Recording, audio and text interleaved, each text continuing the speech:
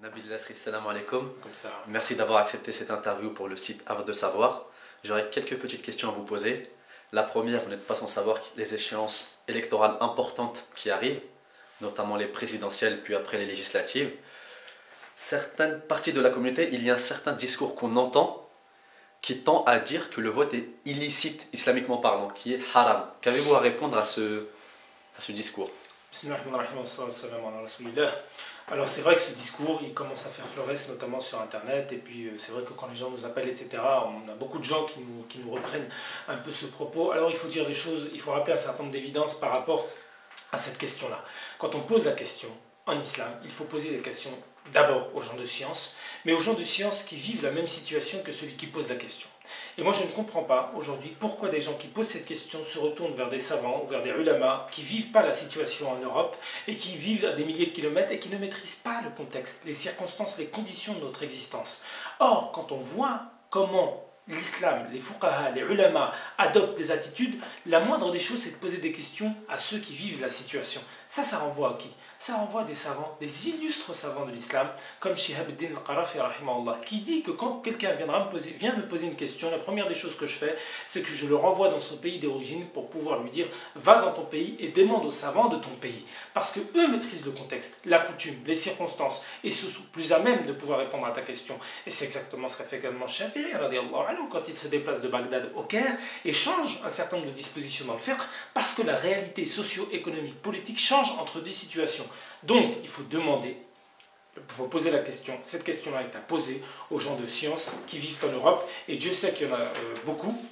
Et moi, je pense évidemment au Conseil européen des fatwas de la recherche, le Majlis Européen de l'Ifta et al-Buhuth, qui a répondu à cette question et qui nous dit qu'évidemment, il est possible de voter en Europe parce que ça constitue un acte de résistance citoyen et spirituel et qu'en tant que musulman, on ne peut pas vivre à la marge de la société ici en France et en tant que citoyen évidemment. Et si on néglige le vote, on passe complètement à côté d'un élément fondamental pour pouvoir améliorer notre condition. J'entends bien, mais quand vous discutez avec les musulmans, que ce soit dans la rue, dans la mosquée, dans les associations, la plupart vous disent qu'ils ne se reconnaissent dans aucun programme politique, dans aucun discours.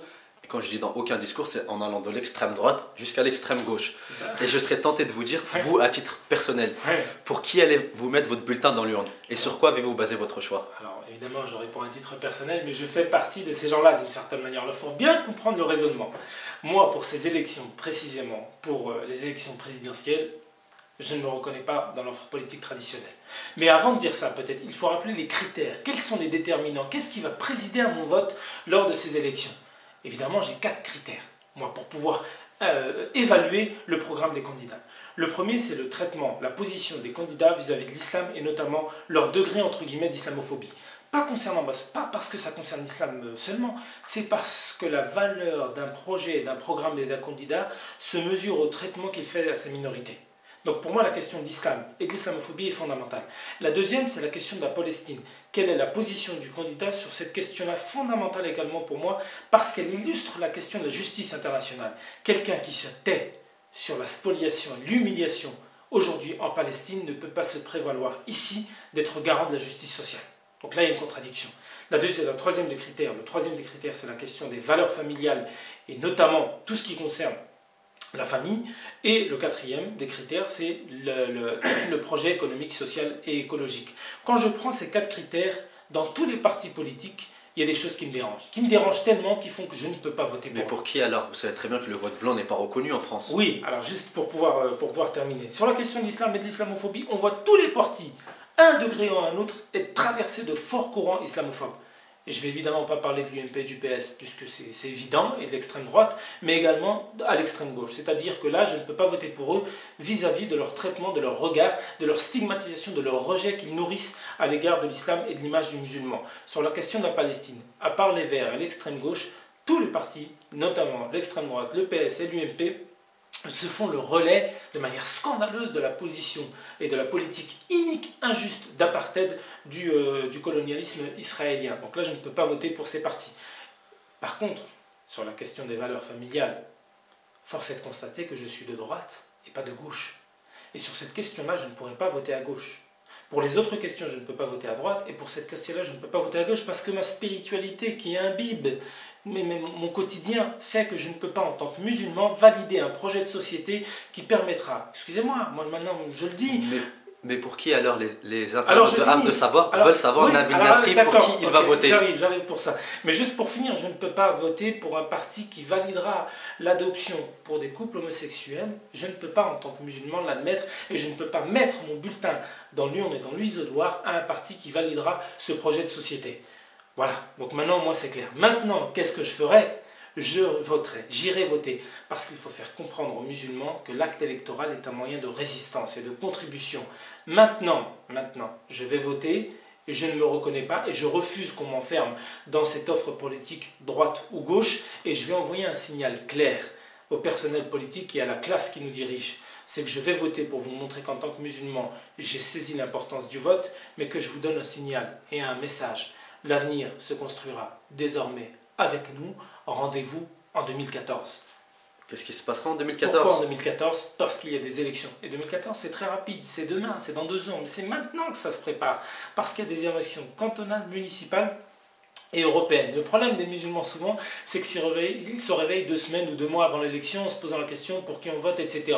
Mais le problème, c'est que si on ne prend pas le temps en amont de préparer une alternative, un autre rapport aux politiques, en 2014, 2 semaines avant, on posera la même question. Maintenant, c'est ici, maintenant que ça se prépare, parce qu'on ne construit pas un projet de société, on ne construit pas une alternative en 2 semaines ou en 2 jours. Maintenant, ce qu'il faut, c'est voter en 2012 pour montrer que les musulmans sortent de l'abstention, parce que trop souvent, on s'est cantonné dans une abstention préjudiciable pour nos intérêts et notre communauté. Maintenant, il faut aller voter. Force est de constater que je ne me reconnais pas pour les raisons que j'ai évoquées dans l'offre politique traditionnelle, mais que j'envoie un message de vous dire on se prépare en 2014. Alors ça ne veut pas dire qu'en 2014 il va falloir faire nécessairement des listes musulmanes, etc. Il y a matière à développer des synergies, une plateforme commune de revendication avec des humanistes, des croyants, qui se basent sur la même notion de dignité, de respect, de justice sociale, de programme écologique, etc. etc. Ça c'est possible de le faire dans des localités. Mais dans une élection comme celle, hyper personnalisée des présidentielles, où d'une certaine manière les dés sont pipés, on sait déjà qui sera au 2e tour, j'ai pas envie de traiter, en tout cas de m'investir dans cette élection où les 2 candidats, les principaux, je ne me reconnais absolument pas. Dans leur programme, dans leur parti, dans leur traitement de l'islam, comme d'ailleurs de tous les autres partis pour les raisons que j'ai évoquées. Vous appelez à créer une autre alternative aux partis politiques? Un autre rapport aux politiques. C'est-à-dire que maintenant, il faut arrêter d'être prisonnier de l'offre politique traditionnelle, poser des vraies questions et s'inscrire au niveau local. La bataille ne sera gagnée que si elle sera menée localement.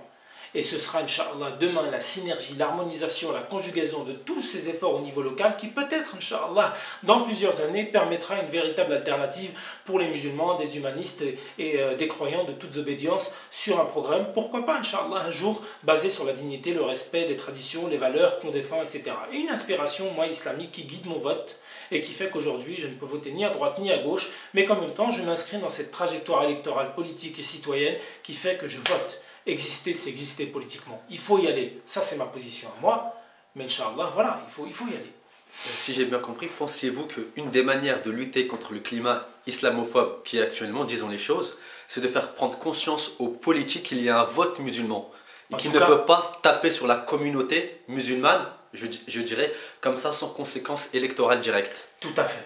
Parce que force est de constater une chose, c'est que s'ils se permettent ce discours aussi stigmatisant de rejet, de haine vis-à-vis de l'islam, c'est que d'une certaine manière, ils savent que plus on les attaque, plus ils s'abstiennent. C'est ça qui est délirant dans cette situation. Moi, à la limite, j'en veux pas... Enfin, j'en veux évidemment à cette offre politique aux hommes politiques qui n'ont qu'une envie, c'est de camoufler leur incompétence pour pouvoir traiter les véritables problèmes des Français et camoufler, donc occulter leur incompétence en stigmatisant, en focalisant l'attention sur la question de l'islam et des immigrés. Maintenant, le problème, c'est également en nous. C'est qu'on n'est pas capable de revendiquer, on n'est pas capable de comprendre qu'il faut aller voter. Comment on peut expliquer que dans certaines circonscriptions où il y a beaucoup de musulmans, on est 80% d'abstention dans les élections locales?